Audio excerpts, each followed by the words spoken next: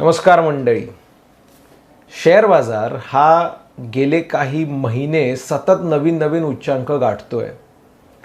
अनेक निराशावादी लोक नुसती वाढ बघतायत, बाजार पडणार कधी. पण त्यांना ही गोष्टच लक्षात येत नाहीये की बाजार पडत नाही, कारण भारताची अर्थव्यवस्था आणि भारताचं कॉर्पोरेट क्षेत्र हे ज्या पद्धतीने काम करते त्यामुळेच बाजारालाही बळकटी आलेली आहे. 2-3 उदाहरणं घेऊया. सध्या जगामध्ये फास्टेस्ट ग्रोईंग इकॉनॉमी भारत आहे. सध्या जगात लोकसंख्येवाईज सगळ्यात अग्रेसर देश भारत आहे. कन्झम्पशनचं प्रमाण ह्यामुळे सगळ्यात जास्त आहे.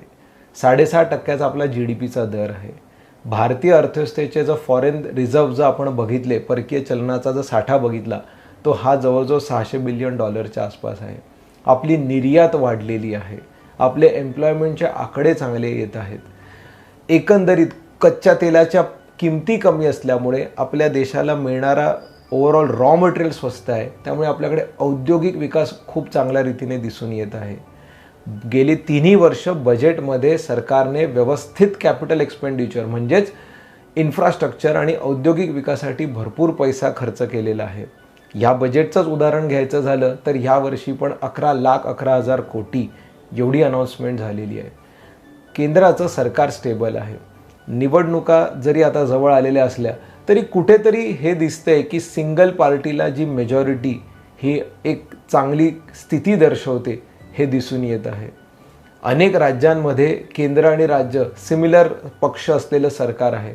सो हे जे सर्व फॅक्टर्स आहेत हे मुळात भारतीय अर्थव्यवस्थेच्या दृष्टीने तर चांगले आहेतच, आणि ही अर्थव्यवस्थेची जी घोडदौड ह्यामुळे चालू आहे याचंच प्रतिबिंब किंवा हीच दर्शवण्याची म्हणजे ह्याचं प्रगती पुस्तक हे कुठेतरी शेअर बाजार आहे, आणि म्हणून आपला शेअर बाजार वाढतो आहे. ही गोष्ट आपण लक्षात घेणं गरजेचं आहे. गेली काही क्वार्टर्स भारतातल्या अनेक कंपन्यांचे क्वार्टरली रिझल्ट्स पण त्यानंतर चांगलेच आलेले आहेत. सगळी खिचडी जुळून आलेली आहे पैसा बनवण्यासाठीची, आणि ही तेजी आपण सगळे अनुभवतो आहोत. फक्त प्रश्न असा आहे की ह्या तेजीमध्ये आपण पैसा बनवला का, की फक्त मार्केट पडेल याचीच वाट बघणार. मार्केट पडेल याची वाट बघण्यासाठी अजून एक डेटा मी तुम्हा सर्वांना देतो, तो म्हणजे म्युच्युअल फंडांचा. आज दर महिन्याला 18,000 कोटीची SIP मार्फत हा पैसा शेअर बाजारामध्ये येतोय.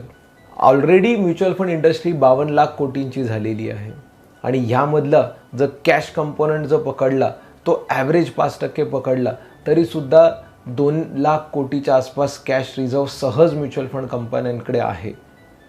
या व्यतिरिक्त प्रॉव्हिडंट फंडांचा हा जवळपास 40 ते 60,000 कोटी पैसा म्युच्युअल फंडामध्ये येतो आहे. एकंदरीत जर पकडलं तर 4 लाख कोटीच्या आसपासचा पैसा हा सहज म्युच्युअल फंडांकडे गुंतवण्यासाठी आहे. फॉरेन इन्स्टिट्यूशनल इन्व्हेस्टर जेव्हा विक्री करतात तेव्हा आपल्या बाजारामध्ये मंदी येते, पण हे विक्री करून किती करू शकतात. कोविडमध्ये त्यांनी 40,000 कोटीची केली. रशिया युक्रेन युद्धाच्या दरम्यान त्यांनी 2.25 लाख कोटीची केली. सो याहून जास्त तर त्यांची आता कॅपॅसिटीच नाही आहे विकण्याची, आणि ह्यांनी कितीही विक्री केली तरी ती ॲब्झॉर्ब करण्यासाठी भारतीय म्युच्युअल फंड इंडस्ट्री सज्ज झालेली आहे. सो मला ह्या सर्व निमित्ताने एवढंच सांगायचं आहे, गेली 8 ते 9 वर्ष भारतीय शेअर बाजार सातत्याने पॉझिटिव्ह रिटर्न देतो आहे.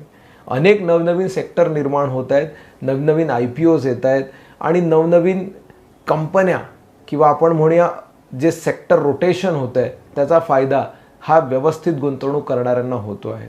आणि मला या निमित्ताने अजून एक गोष्ट सांगेन की ही जी बदललेली स्थिती आहे भारतीय अर्थव्यवस्थेची आणि शेअर बाजाराची, हे काही शॉर्ट टर्मचं चित्र नाही आहे. हे पुढची अनेक वर्ष असंच राहणारं चित्र दिसत आहे. गरज आहे ती फक्त हे सगळ्या ह्या गोष्टी एक पॅशनेट पद्धतीने शिकून घेण्याची, पर्सनल फायनान्स रिवाईज करण्याची, आणि थोडीशी मानसिकता बदलून अभ्यासू वृत्तीने ह्या क्षेत्रात काम करण्याची. आणि यासाठीच नेहमी हा प्रयत्न निर्मित एडोसोल ह्या संस्थेने केलेला आहे. शेअर बाजार विषयकची एक पॉझिटिव्हिटी आणि अवेअरनेस हा आम्ही स्प्रेड केलेला आहे. झेप श्रीमंतीची या कार्यक्रमाच्या मार्फत लाखो लोक इथे जोडले.